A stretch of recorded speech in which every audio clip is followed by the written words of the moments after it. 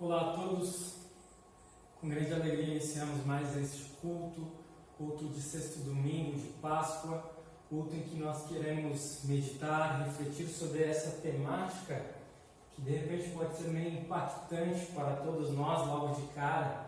Fazer o que Jesus fez, fazer o que Jesus manda.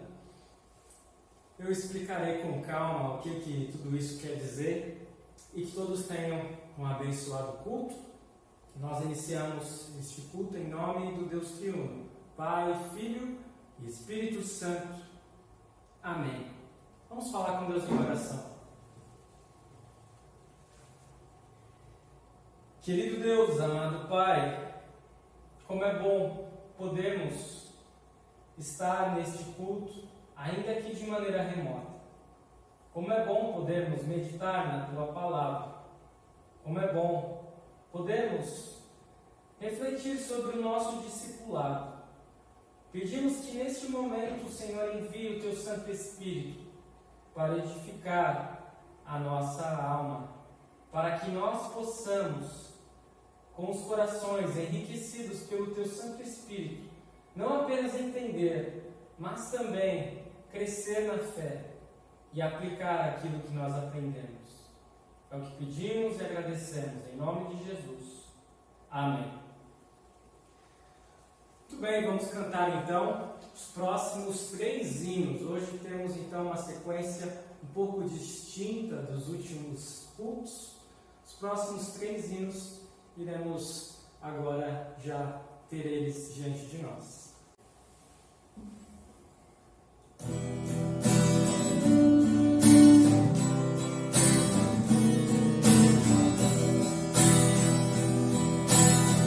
Se sofrimentos te trazerem tempo, se é o meu exemplo pra futuro pessoa, sem teu caminho eu não quis andar, perdão, Senhor.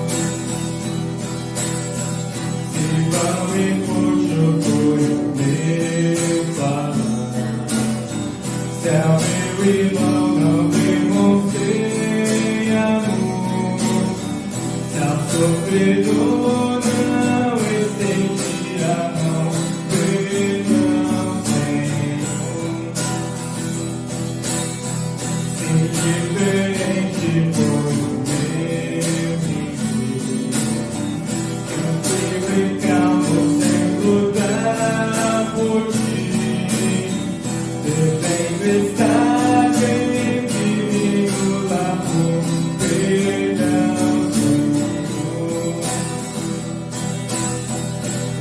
os olhos da minha oração, e vem lembrar-me de certeza que transforma a minha vida em quem é Cristo. Amém, Senhor.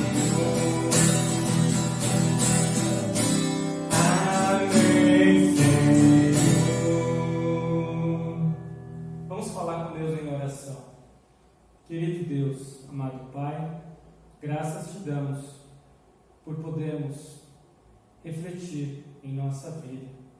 Graças te damos porque, apesar de sermos merecedores da morte e da condenação eterna, o Senhor enviou o teu Santo Filho para cumprir a lei em nosso lugar, morrer em nosso lugar. Pedimos perdão pelos nossos pecados, na certeza de que na cruz todos eles foram apagados. E pedimos que o Senhor envie o teu Santo Espírito para podermos sempre procurar viver conforme a tua santa palavra. É o que pedimos e agradecemos em nome de Jesus. Amém. Cantamos então o próximo hino.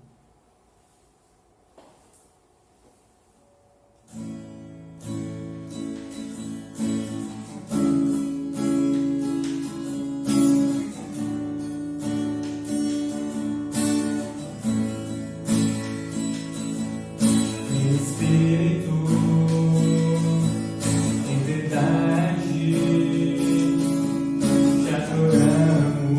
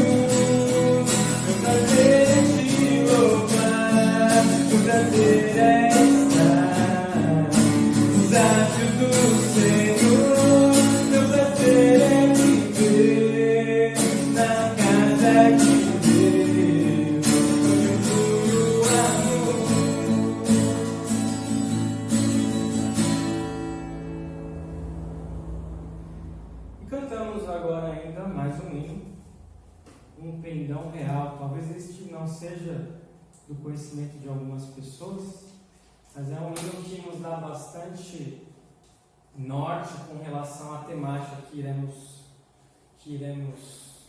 falar a respeito hoje.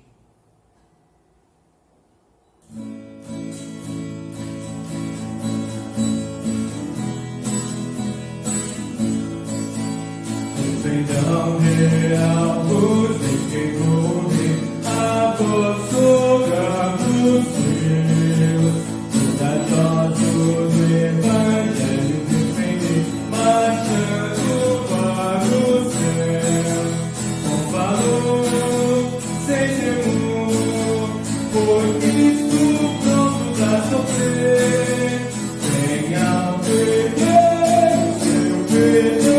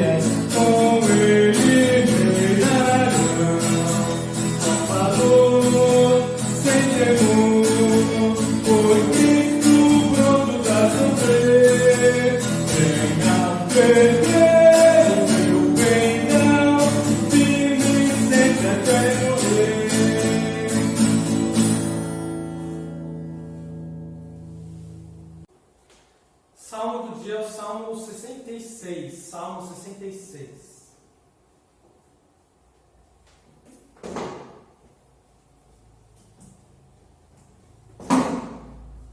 Aclamem a Deus todas as terras, cantem louvores à glória do seu nome, deem glória ao seu louvor. Digam isto a Deus, que tremendos são os teus feitos, pela grandeza do teu poder, a ti se mostram submissos os teus inimigos. Toda a terra se prostra diante de ti e canta louvores a ti, canta louvores ao teu nome. Venham e vejam as obras de Deus, tremendos feitos para com os filhos dos homens. Transformou o mar em terra seca, eles atravessaram um rio a pé, ali nos alegramos nele. Ele em seu poder governa eternamente, os seus olhos vigiam as nações, não se exaltem os rebeldes. Bendigam, ó povos, o nosso Deus, façam ouvir a voz do seu louvor. É Ele quem preserva com vida a nossa alma e não permite que resvalem os nossos pés. Pois Tu, ó Deus, nos provaste, Tu nos refinaste como se faz com a prata. Tu nos deixaste cair na armadilha, puseste uma pesada carga nas nossas costas. Fizeste com que os nossos inimigos cavalgassem sobre a nossa cabeça.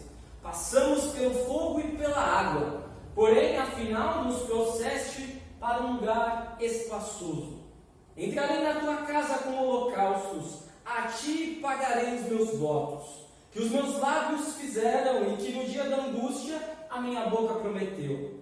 Oferecerei a ti holocaustos de animais gordos, com aroma de carneiros, oferecerei novilhos e cabritos. Venham e escutem, todos vocês que temem a Deus, e eu contarei o que Ele tem feito por minha alma. A Ele clamei com a boca, com a língua o exaltei. Se no coração eu tivesse contemplado iniquidade, o Senhor não teria me ouvido. Entretanto, Deus me ouviu e atendeu a voz da minha oração. Bendito seja Deus que não rejeitou a minha oração, nem afastou de mim a sua graça. Amém.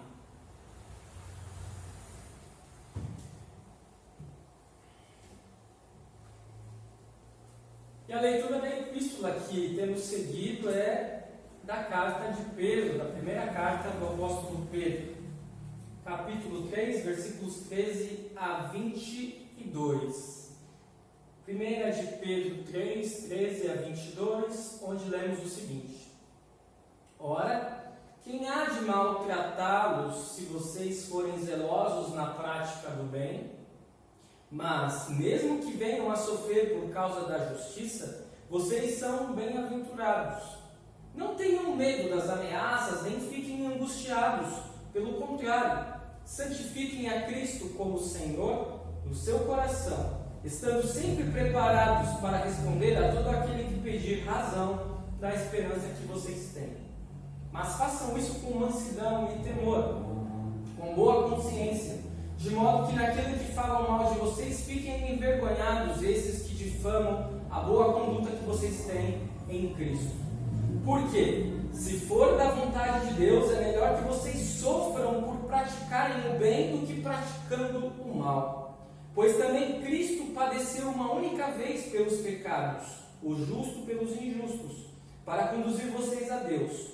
Morto sim, na carne, mas vivificado no Espírito, no qual também foi e pregou aos espíritos em prisão, os quais no outro tempo foram desobedientes, quando Deus aguardava com paciência nos dias de Noé, enquanto se preparava a arca, na qual poucas pessoas, apenas 8, foram salvas através da água.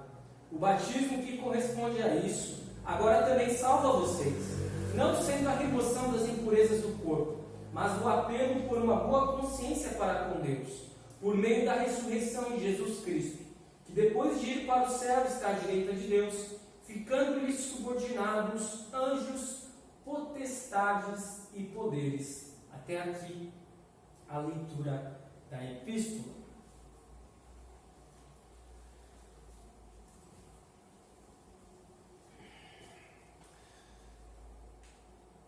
Muito bem, estimados irmãos e irmãs, hoje nós vamos fazer um pouco diferente. Nós nem tivemos a leitura do Evangelho, vocês perceberam, e nós estamos seguindo essa sequência de leituras na primeira epístola de Pedro e refletindo sobre elas. E hoje nós também não vamos refletir exatamente sobre essa leitura. Mas ainda assim eu fiz, por quê? Porque essa leitura, ela é a base daquilo que eu tenho trabalhado já há algum tempo, que eu comecei a trabalhar também com vocês no ano passado, especialmente aqui em Macaé, já que nos outros locais não há culto todos os finais de semana, que é a apologética. A apologética, a defesa da fé. E aí, 1 Pedro 3, 15 a 16, especialmente fala: estejam preparados para responder a todos aqueles que perguntarem qual é a razão da esperança de vocês. Qual é a razão da nossa esperança? É Cristo. Na verdade, a defesa da fé é uma maneira de fazermos discipulado, de seguirmos a Cristo e de fazermos discípulos para Cristo. E por isso, hoje, essa temática, fazer o que Jesus fez, fazer o que Jesus manda. Da onde eu tirei essa frase? Da onde eu tirei essa temática de hoje? Não foi exatamente das leituras. Na realidade, o que ocorre é que eu estava assistindo aí um teólogo em uma dessas lives que tem ocorrido bastante nesse período de quarentena, e ele falou essa frase que foi muito interessante, foi impactante para mim. O que é ser discípulo de Jesus? E ele disse: é fazer o que Jesus fez e fazer o que Jesus manda. E aí eu comecei a pensar, mas será que é isso mesmo? E não tem algo além disso? Não tem algo mais importante vista do discipulado, de seguir a Jesus? Não, meus queridos irmãos e irmãs. Claro que o evento mais importante da Bíblia é a morte e ressurreição de Cristo. Nós estamos celebrando nesse período de Páscoa ainda a ressurreição. Nós lembramos da ressurreição todos os domingos, mesmo que não seja na Páscoa. Mas quando nós olhamos para a nossa vida e a nossa caminhada cristã, então, não que a gente vá deixar de lado a morte e a ressurreição de Jesus, mas é que isso já ocorreu e já nos impactou e nos impacta ao longo da vida para que nós possamos exercer uma caminhada de fé. E aí entra o discipulado. Que, como vocês podem ver, fazer o que Jesus fez, fazer o que Jesus manda, o que é isso? É lei ou é evangelho?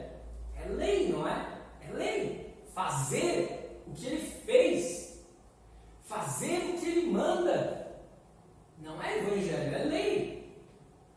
Mas é lei no seu terceiro uso. Lembram? Primeiro uso, freio, o que eu não devo fazer de forma alguma para não ser punido. Segundo uso, espelho, o que eu faço, na verdade, mostra quem eu sou. Os meus pecados mostram quem eu sou. E o terceiro uso é um guia de vida, como eu devo viver.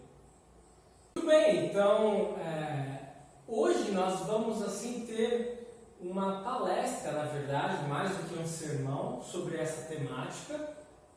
E vocês vão ver que nós traçaremos um panorama do que deve ser a nossa caminhada cristã. Então, vamos lá. A primeira parte, o que Jesus fez, e aí eu coloquei entre parênteses o que Jesus faz, porque Jesus morreu, mas ressuscitou. Ele está vivo. É isso que nós celebramos na Páscoa. E algumas coisas que estão aqui nesse quadro ele continua fazendo, né? Então é meio difícil nós falarmos sobre Jesus, porque normalmente é difícil nós apenas fazermos uma afirmação: Jesus é isso, porque Jesus é muita coisa. É difícil nós falarmos sobre as naturezas de Jesus, por exemplo, porque ele tem a natureza humana e a natureza divina. Mas sem entrar nesses aspectos mais teológicos e doutrinários, eu quero que a coisa realmente flua hoje, para que vocês tenham um resumo do que é ser cristão. É essa a intenção de hoje. Se eu conseguir colocar, ou fazer com que vocês relembrem o que é ser cristão, o que significa ser discípulo, eu já vou ter ganhado o meu dia. Muito bem, então o que Jesus fez ou faz? Vamos falar o que Jesus fez, mas lembre que tem coisas aqui que ele faz, né? Jesus foi batizado, Jesus comeu com pecadores, Jesus teve compaixão, Jesus fez discípulos, Jesus ensinou, Jesus pregou a lei aos pecadores impenitentes, Jesus realizou milagres, Jesus morreu em nosso lugar, Jesus ressuscitou. Vejam quantas coisas Jesus fez. Ele só fez essas coisas? Não. Jesus fez muito mais. Mas aqui eu procurei condensar aquilo que de mais significativo existe nas ações, na obra de Cristo. E se vocês observarem essas cores, elas não estão aí à toa. Claro, nós temos aí as 3 colunas que nós podemos fazer, o que podemos fazer com restrições, o que não podemos fazer, que tem a ver com essas cores. Então eu vou começar pela cor vermelha. O que não podemos fazer que Jesus fez. Jesus realizou milagres. Nós não podemos de livre e espontânea vontade realizar milagre. Por exemplo, se fosse assim, era só os cristãos irem até os hospitais onde as pessoas que estão internadas com Covid e tocarem nelas e elas serem curadas. É possível isso? Não. Se eu tivesse poder por meio da minha oração, fazer com que alguém fosse curado, né? Eu posso fazer isso? Diretamente não. Mas então não existe mais milagres no mundo, é o que você está dizendo. Não, não estou dizendo isso. Continuam existindo milagres no mundo. Jesus realiza milagres no mundo, ainda hoje. Jesus se utiliza de pessoas, se utiliza de cristãos para realizar milagres. Eu creio nisso. Mas é quando Ele ordena, no momento em que Ele deseja e nos casos em que Ele deseja. Não está no nosso poder, na nossa deliberação. Não é de nossa alçada. Por isso eu coloquei ali o que nós não podemos fazer. Jesus realizou milagres. Nós, de modo geral, não temos essa capacidade. Jesus morreu, nós também vamos morrer. Então, o que Jesus fez? Ele morreu, nós vamos morrer, então nós também podemos fazer. Opa, não. Jesus morreu em nosso lugar. Se Jesus não voltar antes, eu vou morrer. Mas eu não vou ter a capacidade de morrer no lugar de alguém. Talvez, às vezes eu posso salvar uma pessoa e morrer no lugar dela, mas não a humanidade. Jesus morreu em favor de todos, só Ele pode fazer isso. Jesus ressuscitou.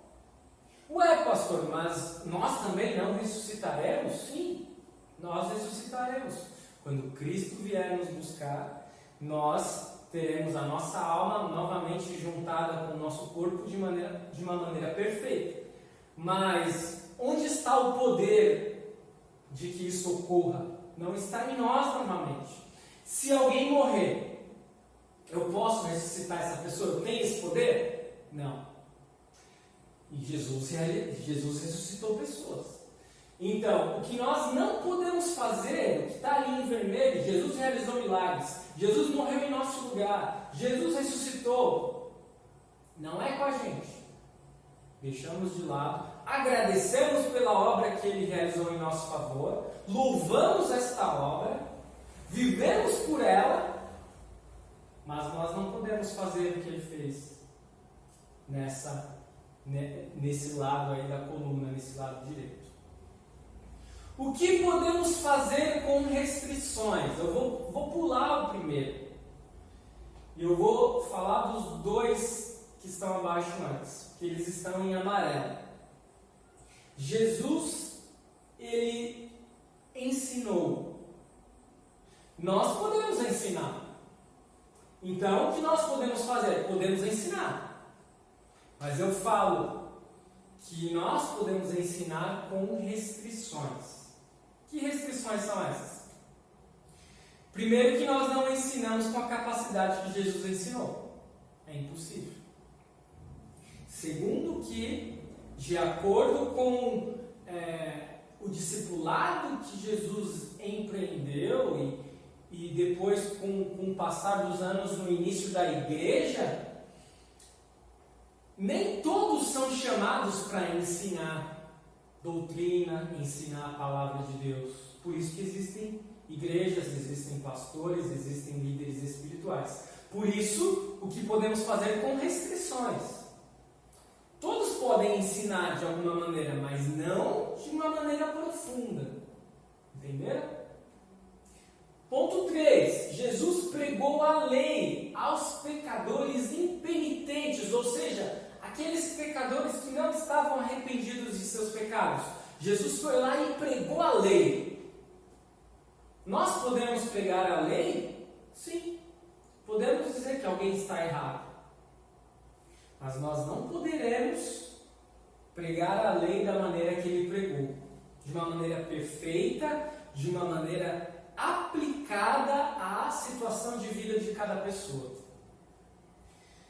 E além disso, assim como algumas pessoas foram escolhidas de uma maneira especial para ensinarem, também essas mesmas pessoas, líderes espirituais, pastores, sacerdotes, foram escolhidos para pregarem a lei. Ah, pastor, então eu que não sou pastor não devo pregar a lei nunca. Não é isso. Não devo falar que alguém está errado nunca. Não é isso. Mas o que eu quero dizer é que nós temos dificuldades em aplicar a lei em casos isolados, ainda mais se não tivermos uma formação, né? uma formação teológica, uma formação doutrinária. Às vezes nós vamos estar pensando em estar fazendo a melhor coisa do mundo e poderemos não estar fazendo. Entenderam? E Jesus fez discípulos. Jesus fez discípulos. Por que eu digo que nós temos restrições aqui? Porque nós também precisamos fazer discípulos. Jesus falou. E de fazer discípulos. Mas nós fazemos discípulos de quem? Eu faço discípulos do Rômulo? Não. Eu prego a palavra para que pessoas possam se tornar discípulas de Jesus, possam continuar sendo discípulas de Jesus. Por isso que essa restrição aí, mas não quer dizer que, na verdade, aqui, não apenas pastores, não apenas missionários, todo cristão, uma vez que é cristão, é chamado a discipular. E por isso está em verde aí no que podemos fazer com restrições. A restrição está no fato de que eu não vou fazer discípulos meus, não vou fazer discípulos luteranos, mas discípulos de Cristo. Entenderam?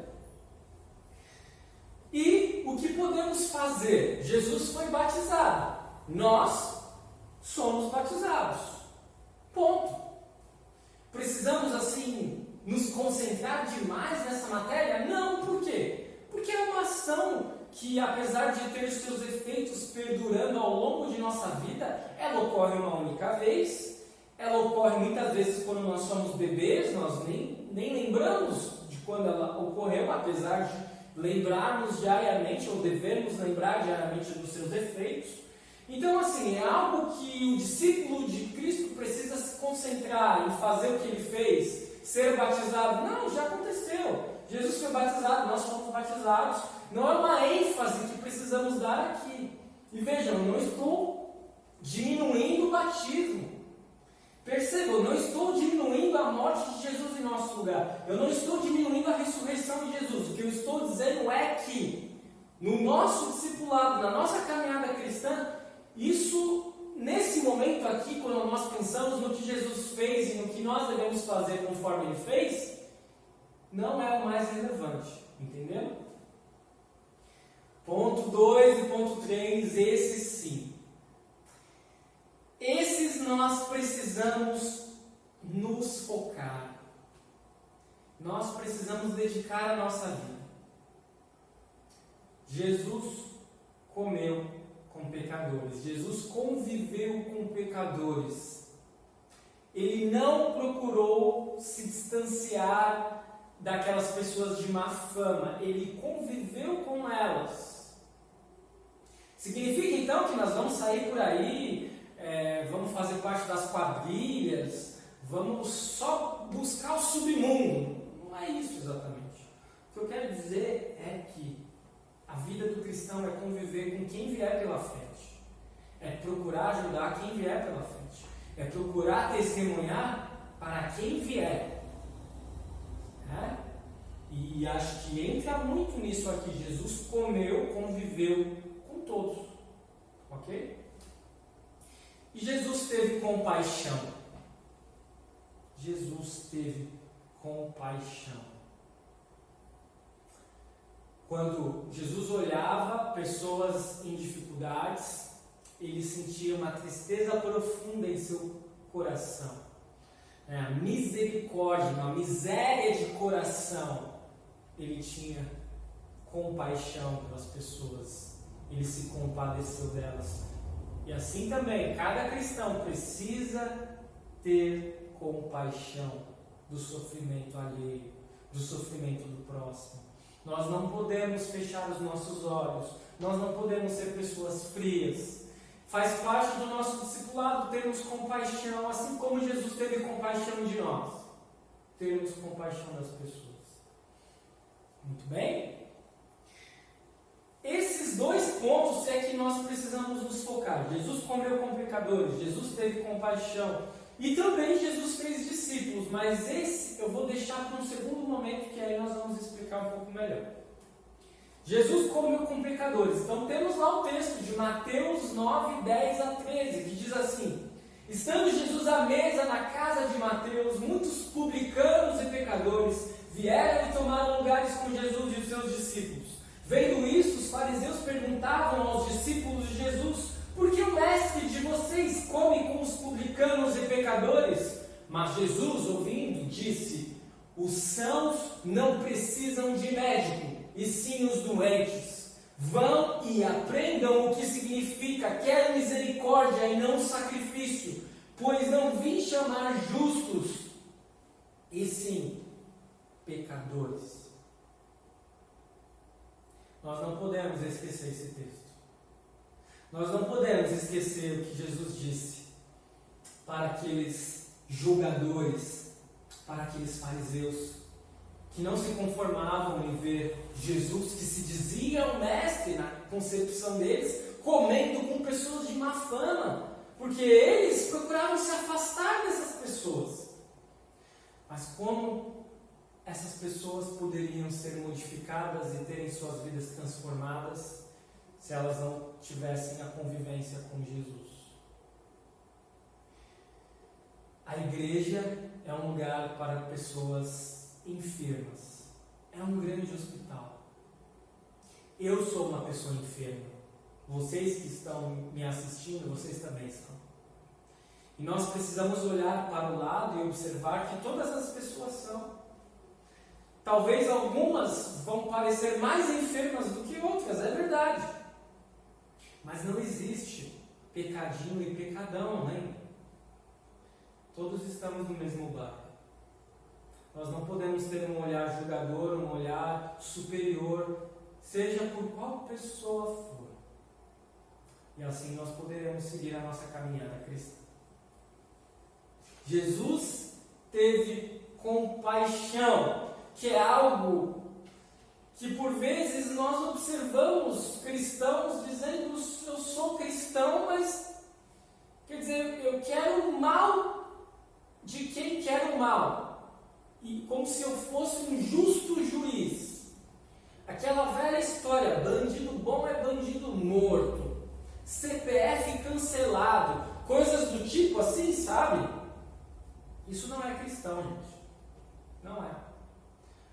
Então você está dizendo que um bandido não pode pagar pelos seus erros. Não estou dizendo isso. Cometeu um crime tem que pagar sim, conforme as leis vigentes. Agora, eu vou me alegrar pela desgraça alheia? Não! Eu devo chorar, me entristecer quando alguém morre, seja quem for. Quando alguém morre, ainda mais em pecado, ou vivendo uma vida distante de Deus, esse é um motivo para ainda maior tristeza e não para comemoração. Eu não entendo como é que as pessoas podem se dizer cristãs e quererem a justiça aqui e agora. Se você quiser a justiça aqui e agora, sabe o que vai acontecer? Você também precisa sofrer as labaredas do fogo do inferno, assim como eu. Porque todos nós estamos no mesmo barco. Do ponto de vista espiritual, diante de Deus, não há nenhum justo sequer. Vejam só os textos. Quando Jesus saiu do barco e viu tão grande multidão, teve compaixão deles e curou os seus doentes. Jesus teve compaixão das pessoas. Vendo aquela multidão lá no barco, ele falou: eu tenho que curar aquelas pessoas. Ao ver as multidões, teve compaixão delas porque estavam aflitas e desamparadas como ovelhas sem pastor. Pessoas aflitas, sem orientação, sem direção, perdidas, como muitos estão. E nós vamos nos alegrar porque muitos estão perdidos e falar: bem feito, quando a pessoa se der mal? Não. Eu vou me entristecer, eu vou sentir compaixão. Então Jesus chamou seus discípulos e disse: tenho compaixão desta gente, porque já faz 3 dias que eles estão comigo e não têm o que comer. E não quero mandá-los para casa em jejum, para que não desfaleçam pelo caminho. Jesus também alimentou multidões. Quantas pessoas nessa crise que nós estamos vivendo estão sem comida, sem um norte de onde poderão encontrar renda? E mesmo que tenham ajuda lá do governo, gente, o que são 600 reais? Eu sozinho não me sustento para comer com 600 reais. Imagina as pessoas com uma família imensa. Imagine que não é só comida que elas precisam pagar. Elas também precisam pagar contas, aluguel, luz, água, e aí? Eu sei que muitos membros, muitos irmãos e irmãs estão sofrendo com essa crise. Eu sei que alguns ficaram desempregados, outros perderam parte de sua renda. Isso, nós precisamos olhar primeiro os nossos irmãos, inclusive, quem precisa de ajuda, quem não puder, quem não tiver no momento em possibilidade de ajudar outra pessoa, não deve ajudar mesmo. Agora, se eu tiver uma situação um pouco mais confortável, preciso olhar para o lado, preciso ajudar, preciso sentir compaixão. E isso é ser cristão. E aí nós vimos o que Jesus fez e o que nós devemos fazer. Ok? E aí já passamos para a segunda parte, o que Jesus manda. Quais são os mandamentos de Jesus? Um princípio importante antes de falarmos sobre o que Jesus manda nos fazer. Não pensem que vim revogar a lei ou os profetas.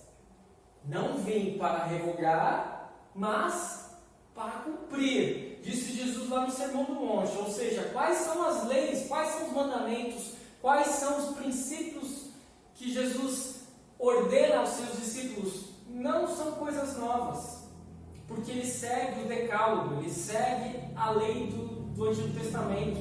Aliás, ele veio não apenas para não modificá-las, como ele veio para cumpri-las. Isso precisa ficar claro para nós. Vejam só, o que Jesus manda.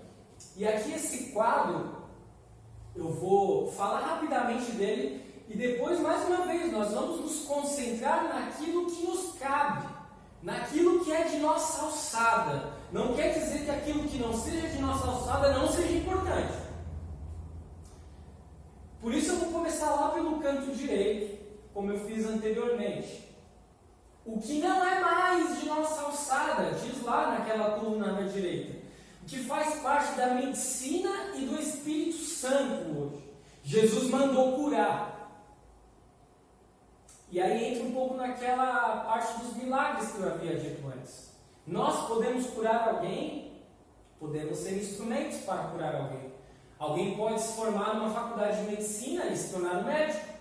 Alguém pode se tornar um cientista e descobrir fórmulas, um químico, um bioquímico, descobrir fórmulas para remédio, para vacina. Hoje nós temos a tecnologia, a ciência ao nosso favor, ao nosso dispor. A ciência não é inimiga da fé. Pelo contrário, a ciência, ela faz parte da criação de Deus. Por quê? Porque quem é que está trabalhando na ciência? São seres humanos, são criaturas de Deus. Jesus mandou expulsar espíritos imundos. E nós sabemos que isso ocorria. Não apenas Jesus expulsou espíritos imundos, também os apóstolos, mas com o tempo, especialmente com a vinda do Espírito Santo, isso diminuiu muito e praticamente não existe. Eu nunca digo assim nunca, né? Mas a gente sabe que não é esses casos aí que ocorrem a esmo e a torto a direito e em várias igrejas, infelizmente, que vivem, né, desses grandes espetáculos circenses que muitas vezes acabam se tornando. Segundo quadro, ou segunda coluna, o que podemos fazer com restrições no que se refere ao que Jesus nos mandou? Jesus mandou batizar. Então lá, Ele falou: ide fazer discípulos, batizando-os em nome do Pai, do Filho e do Espírito Santo. E Jesus falou para que as pessoas repetissem a Santa Ceia. Ele partiu o pão, distribuiu o vinho, falou as palavras e disse: fazer isso em memória minha. Então, os sacramentos, os meios da graça devem ser utilizados.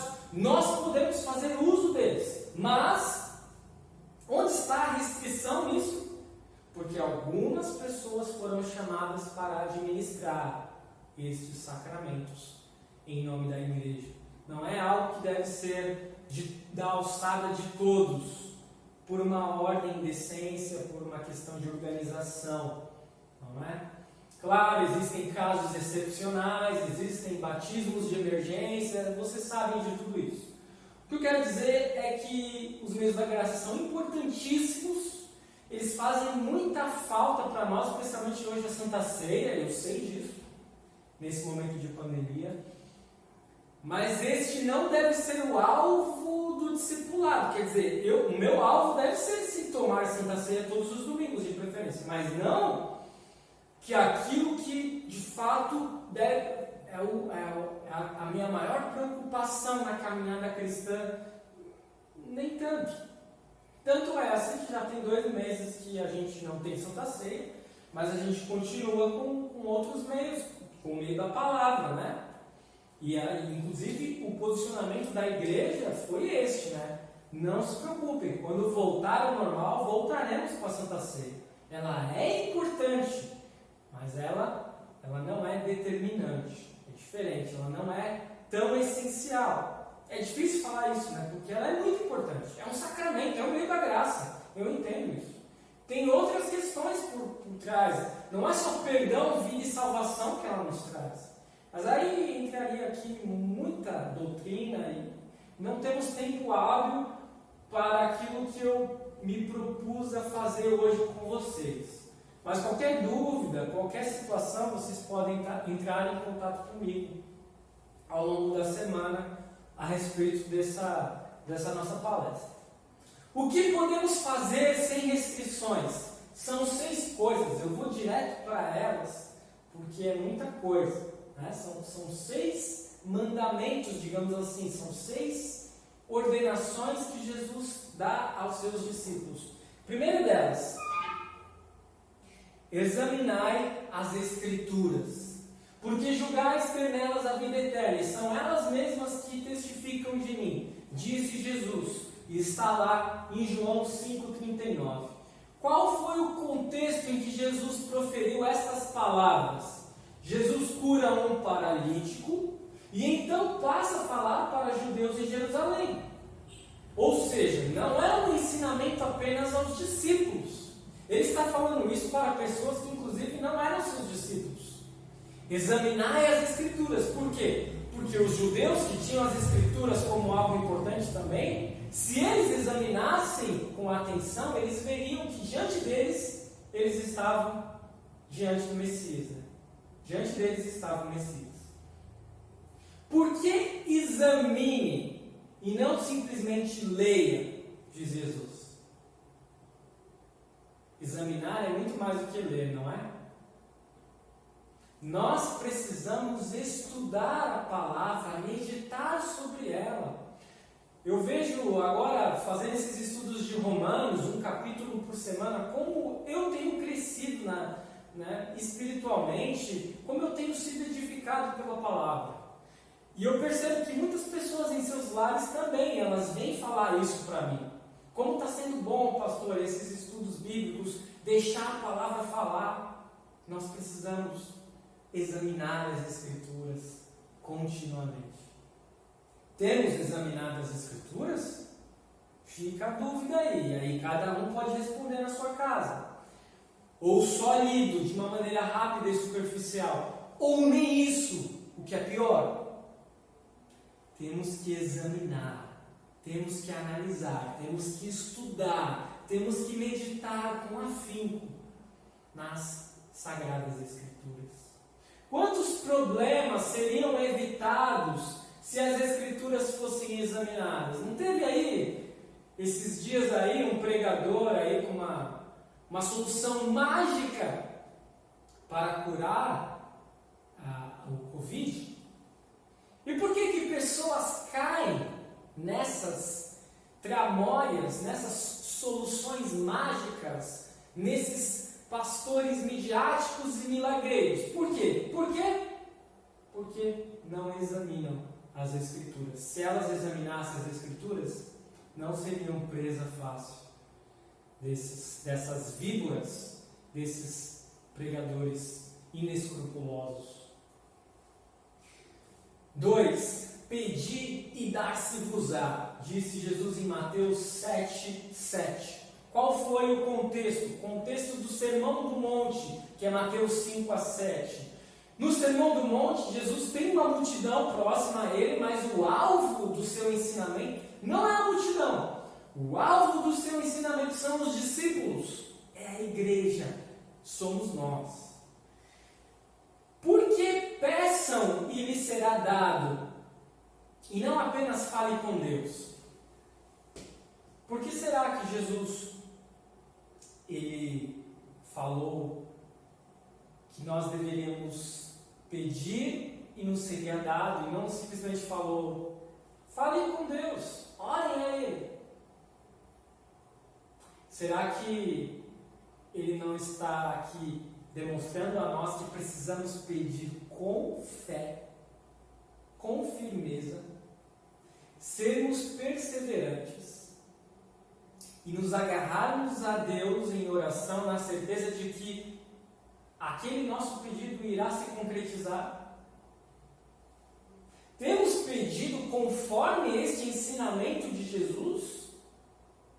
Ou temos feito orações pensando que isso não deve ocorrer, é apenas um desabafo com Deus? Como têm sido as orações de vocês? Eu me alegro muito quando temos vários pedidos de oração, e hoje temos vários pedidos, mas não adianta só pedir para o pastor orar. Vocês precisam orar também, faz parte do discipulado. E aí eu faço uma última indagação a respeito deste mandamento de Jesus de orarmos, de pedirmos com fé.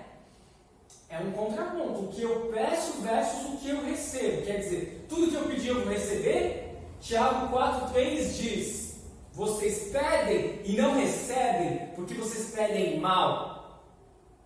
Na verdade, este ponto aqui é consequência daquele anterior, de examinar as Escrituras. Se nós estivermos muito bem embasados nas Escrituras, quais serão os nossos pedidos? Serão mais pedidos terrenos? Pô, Senhor, eu queria um carro. Ou serão pedidos espirituais? Senhor, aumenta a minha fé. E aí nós veremos que muitas vezes nós não estamos recebendo o que estamos pedindo porque os nossos pedidos são errados. Reflitam nisso. Terceiro, portanto vão e façam discípulos de todas as nações. Mateus 28:19. Lembram que eu falei que nós iríamos voltar nele? Porque ele é um híbrido aí. Ele entra na classificação daquilo que Jesus fez e na classificação daquilo que Jesus ensinou ou mandou. Qual é o contexto de Mateus 28? Nós estamos no final do Evangelho. Se é o final do Evangelho, poderíamos entender de certa forma como uma despedida, não é mesmo? E quando nós falamos em despedida, quando alguém se despede, quais são as palavras proferidas? Não são as palavras que mais preocupam aquela pessoa que está se despedindo? O que mais preocupava Jesus e que os seus discípulos, para que seus discípulos se ocupassem, era com o discipulado. Essa deveria ser a maior preocupação cristã nesse ponto de vista. Qual é o alvo dos ensinamentos? Obviamente, os discípulos, a igreja. Por que de todas as nações e não simplesmente façam discípulos? Naquele momento era necessário que os discípulos se espalhassem para disseminar o Evangelho pelo mundo. Era necessário, ainda é hoje. Porque tem partes no mundo que nós sabemos, devido a dificuldades com relação a ditaduras, com relação ao islamismo e etc., a fé cristã tem dificuldade de penetrar, não é mesmo? Ainda está válido isso aqui. Façam discípulos de todas as nações. Mas é claro que hoje nós temos outros canais, outras maneiras até de chegarmos às outras nações. Temos correspondido ao último desejo de Jesus? Qual é a prioridade da igreja? É o discipulado? Deveria ser. Quantos problemas seriam evitados se a igreja perseguisse apenas esse alvo? Quer dizer, o meu alvo como igreja não pode ser multiplicar as rendas, o caixa, aumentar meu patrimônio, mas é fazer discípulos. Esse deve ser o alvo principal. Mas eu nunca viajei para fora. Alguém poderia dizer, porque não é fazer discípulos de todas as nações, se eu não vou para outro país, então eu não consigo, pastor. Mas onde o discipulado começa? Em casa. É com aqueles que estão mais próximos. Essa sempre deve ser na nossa visão. Primeiro para os mais próximos. Inclusive, a estrutura lá do evangelismo em Atos é assim, né? Fala lá primeiro para Jerusalém, depois para toda a Judéia e Samaria, depois para os confins da terra. Quer dizer, primeiro para onde estamos mais próximo e depois para os lugares mais longínquos. Quarto, busquem em primeiro lugar o reino de Deus e a sua justiça, e todas estas coisas lhes serão acrescentadas. Mateus 6:33. Mais uma vez o contexto do Sermão do Monte, mais uma vez Jesus está falando com seus discípulos, com a sua igreja. Porque todas estas coisas lhes serão acrescentadas. O que Jesus quer dizer? Não bastava apenas ele falar, busquem o reino de Deus. Não. Porque Jesus está falando das preocupações que temos com o dia de amanhã, das preocupações terrenas que temos. Estamos vivendo em uma época de terríveis preocupações devido a essa pandemia. Nós facilmente podemos naufragar em nosso discipulado, pensando apenas nessas coisas que estão ocorrendo e esquecendo das coisas do reino. Temos colocado o reino de Deus acima das outras coisas em nossa vida? É a pergunta que fica para cada um responder para si mesmo. A importância da hierarquia e dos valores em nossa vida. Quer dizer, Jesus não disse, esqueçam o mundo, esqueçam as coisas desse plano, da terra, não se preocupem de maneira alguma com essas coisas. Quer dizer, ele até em certa altura afirmou, não se preocupeis com o dia de amanhã e tal. Mas o ponto é que existe uma hierarquia, prioridade. Nós podemos sim nos preocupar com as coisas daqui, mas não nos preocupar com essas coisas antes do reino. É uma questão de prioridade, de hierarquia. Não de esquecermos da nossa vida na terra. 5. Dai a César o que é de César e a Deus o que é de Deus. Meus amados, nós precisaríamos ler esse texto todos os dias, porque infelizmente é cada aberração que nós presenciamos. Infelizmente, seja governo de direita, governo de esquerda, quer dizer, pregadores, pastores, líderes se juntando em conluio com partidos, e aí o que? As pessoas estão atrás do quê? Elas estão atrás das coisas do reino primeiro? Quando elas agem desse modo? Vejam o contexto em que Jesus fala. É Mateus 22, Jesus conta parábolas, ele conta a parábola dos 2 filhos, dos lavradores maus, da festa do casamento.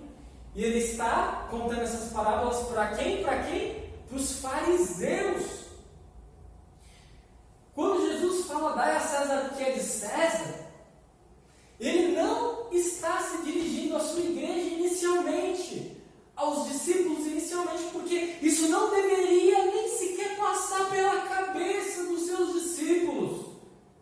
Mas não é o que a gente vê hoje, infelizmente. É bom nós lembrarmos, quem era César? Era um bom governante? Era bom para ele, né? Para a família dele, às vezes matava até da própria família. Quer dizer, eram déspotas, eram péssimos governantes, eram opressores. E ainda assim Jesus está falando, pague os seus impostos. Porque não é depender se um governante é bom ou é mau que você vai ser um bom cidadão. É isso que Jesus está dizendo. Há algum sistema de governo divino? O que vocês acham? Democracia, o parlamentarismo, ou monarquia, ou seja lá o que for, qualquer desses sistemas de governo é divino? Eu acho que não. Se nós lermos as Escrituras de uma maneira aplicada e concentrada, nós veremos que não. A teocracia é da vontade de Deus. O que é a teocracia? O governo em que, por exemplo, só os cristãos serão presidente, governador, prefeito, deputado, senador, só vai ter cristão. É isso que Deus deseja? Se nós lermos as Escrituras, veremos que não. Não é isso. Somos cidadãos de 2 reinos. Somos cidadãos daqui também. Precisamos cumprir com o nosso papel de cidadãos. Mas qual reino pertencemos? Nós não somos desse mundo, meus amados. Nós não podemos nos perder aqui. Por último, mas não menos importante, ame o Senhor seu Deus de todo o seu coração, de toda a sua alma e de todo o seu entendimento. Ame o seu próximo como você ama a si mesmo. Mais uma vez o contexto de Mateus 22. E o alvo deste ensinamento não é apenas os fariseus nesse caso, porque nós sabemos que aqui é o resumo dos mandamentos. Os mandamentos continuam sendo válidos para os cristãos. Resumo dos mandamentos, por que essa discussão? Eis a questão. Tinha lá um fariseu que havia perguntado para Jesus, né, qual que era, como poderia cumprir a lei. E nós observamos que Jesus, ele é categórico. É seguir os mandamentos. Mas o que é seguir os mandamentos? Não é simplesmente, eu tenho que cumprir esses preceitos. Não, é amar a Deus sobre todas as coisas e ao próximo como a ti mesmo. Quando pessoas que não são do seio cristão, elas se escandalizam que os cristãos seguem preceitos bíblicos, só que elas não se dão conta de que todos nós, todas as pessoas, cristãs ou não, elas seguem diretrizes, elas seguem leis, elas seguem princípios, elas seguem ideologias. Porque o amor é o resumo de tudo. Por quê? Porque se nós amamos, automaticamente nós seguimos o que Deus nos ordenou, nós seguimos. Qual deve ser a nossa principal preocupação como cristãos? E a quem devemos amar? A nossa principal preocupação precisa ser o amor. Aquilo que ficou para o final não quer dizer que ficou para o final porque é menos importante. Pelo contrário, é porque sintetiza tudo, é o resumo de tudo. E a quem nós devemos amar? Só aos nossos irmãos? Ou amar a todos indistintamente? Jesus falou no Sermão do Monte: amai os vossos inimigos e orai pelos que vos perseguem. Como que nós vamos fazer restrições? E aí nós chegamos então neste quadro, que é o resumo do discipulado. E eu assim, eu não sou o dono da verdade. Se você acha que tem alguma coisa que faltou aqui, por favor, me avise. Me envie uma mensagem ao longo dessa semana, nem precisa ser hoje. Mas eu acho que aqui nós temos condensado o que há de mais relevante para a nossa caminhada e aquilo que nós precisamos perseguir diariamente na nossa vida. Fazer o que Jesus faz. O que ele fez que precisamos nos concentrar mais? Conviver com todos os pecadores, porque todos são pecadores. Ter compaixão, ajudar os necessitados. Isso Jesus fez, isso nós precisamos fazer. O que Jesus manda, eu até coloquei aqui um selfie, aquilo que cabe mais para mim, para eu bater no peito. Examinar as Escrituras. Não é algo do pastor não, hein? Não é algo de um líder de células, de grupos de estudo, de um líder espiritual. É de cada cristão a responsabilidade. Ore, orai sem cessar, pedi e dar-se-vos-á. Busque em primeiro lugar o reino de Deus. Com relação ao relacionamento com o mundo, o que Jesus manda? Não confunda os reinos. Existe o reino que Lutero chamou de reino da direita, reino da esquerda. O reino da direita, aquele que é espiritual. O reino da esquerda, o reino terreno. Nós não podemos confundir. A igreja faz parte do plano espiritual do reino da direita. Faça discípulos para Jesus. Não para você, não para a sua denominação. Ame o próximo, é o resumo. E o que Jesus manda com relação a Deus? Ame a Deus. É o resumo de tudo. Se nós, claro, vocês já sabem isso, não precisaria de uma palestra longa como essa. Quer dizer, qual é o resumo de tudo? É o amor. Amar a Deus sobre todas as coisas e ao próximo como a ti mesmo. Mas é interessante nós fazermos essa digressão. É interessante nós observarmos o que precisamos nos focar, qual deve ser a nossa alçada como discípulos aqui neste mundo. E deixarmos de lado essas coisas que têm confundido a igreja e os cristãos nesses tempos difíceis em que temos vivido, especialmente em nosso país. Por último, um recado final. Gente, eu sei que essa palestra foi repleta de lei. Lei no terceiro uso, é verdade, mas lei. Não esqueça. Nós estamos vivendo tempos difíceis, sim. Vamos ser mais sensibilizados com o sofrimento alheio. Vamos nos unir mais. Qualquer necessidade que vocês tenham, recorram a mim. Mandem mensagem. Eu estou à disposição inteira de vocês. Se quiserem mandar por amizade também, o pastor lá está sozinho, podem mandar também, não tem problema. Mas se você estiver passando um problema complicado, difícil, não se isole. E se você não quiser me procurar, procure um irmão, uma irmã na fé. Não deixe de fazer isso. Estamos vivendo tempos difíceis, tem pessoas ficando desempregadas, tem pessoas com uma renda diminuindo, tem pessoas enclausuradas em casa, ou às vezes já guerreando dentro de casa, muitas vezes com a família, porque não aguenta mais ver as mesmas pessoas. Vamos ter calma. Jesus nos amou, Jesus se entregou por nós, deu a sua vida em nosso favor, Ele nos ama. Se nós chegamos até aqui nos ajudou o Senhor, Ele continuará conosco. Não percam a esperança, não percam a fé. Beleza? Vamos falar com Deus em oração. Eu sei que hoje foi um pouco mais prolongado, né? Mas vamos falar com Deus em oração. Eu nem vou aqui anunciar os pedidos, por causa já do nosso tempo que foi meio aumentado hoje. Mas não se preocupem, eu vou citar todos os pedidos que foram feitos. Falamos com Deus em oração. Querido Deus, amado Pai, como é bom podermos estar com o Senhor, ouvir a Tua palavra, refletir naquilo que há de mais importante para a nossa vida. que não apenas é a nossa salvação e o perdão, que de fato são as coisas que nós temos de maior valor, mas a nossa caminhada cristã, o nosso discipulado. Somos seguidores de Cristo e por isso precisamos nos focar em fazer o que Ele fez, em fazer o que Ele manda nós fazermos.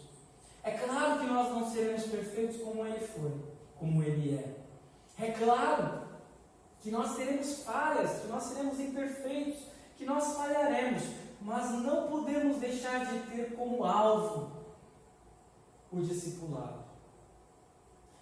Nós oramos por nosso país, pela situação difícil em que estamos, uma situação econômica difícil, política difícil, por tantos desempregados. Oramos para que o Senhor tenha misericórdia de nossa pátria. Oramos em favor de pessoas adoentadas, de pessoas que precisam do seu auxílio de cura. Oramos para que a Poliana, que fez aniversário na última sexta-feira, possa ter melhora de sua saúde. Coloco a Roxane em suas mãos, aquela menina que eu até enviei uma mensagem no grupo em Macaé, que tem hidrocefalia, e nós enviamos uma ajuda para ela esta semana, mas que o Senhor possa estar com todo o tratamento médico. Oramos em favor também do vô do Alisson, que está muito adoentado, de certa forma já desenganado. Oramos para que a família possa ter consolo neste momento difícil e que ele possa ter serenidade nestes últimos dias de sua vida. Nós também te agradecemos pelo fato do Senhor ter dado uma melhora substancial para a Renata, que sofreu uma picada de aranha. Nós também oramos em favor da dona Zenilda, da sua família e de todos aqueles que possam ter qualquer dificuldade em seu corpo. Oramos em favor também da Ana Paula, que está em vias de ter o seu parto, o parto da Aurora, que tudo possa ocorrer da melhor forma, que ela nasça com saúde e que mãe e filha possam passar bem logo depois do parto. Ainda não é necessariamente para essa semana, mas nós já colocamos em oração. Também colocamos em tuas mãos a Marcélia, nossa membro lá em São Pedro, e toda a sua família. Que o Senhor possa estar naquele lar, possa abençoar esta família e que eles possam superar todas as dificuldades que têm passado. Também colocamos em tuas mãos a Fernanda, sua família e a questão do seu trabalho. O Senhor sabe tudo o que ocorre com ela, o Senhor jamais a abandonou, jamais a abandona. Continue com ela, querido Deus, consolando o seu coração para ela enfrentar todos os desafios que tem pela frente. Por tudo isso, nós te pedimos, te agradecemos em nome de Cristo Jesus, nosso Senhor e Salvador. Ele que nos ensinou a orar. Pai nosso que estais nos céus, santificado seja o teu nome. Venha o teu reino. Seja feita a tua vontade, assim na terra como no céu. O pão nosso de cada dia nos dá hoje, e perdoa-nos as nossas dívidas, assim como nós também perdoamos aos nossos devedores. E não nos deixes cair em tentação, mas livra-nos do mal, pois teu é o reino, o poder e a glória para sempre. Amém. Recebam a bênção do Senhor. O Senhor vos abençoe e vos guarde. O Senhor faça resplandecer o seu rosto sobre vós e tenha misericórdia de vós. O Senhor sobre vós levante o seu rosto e vos dê a paz. Amém.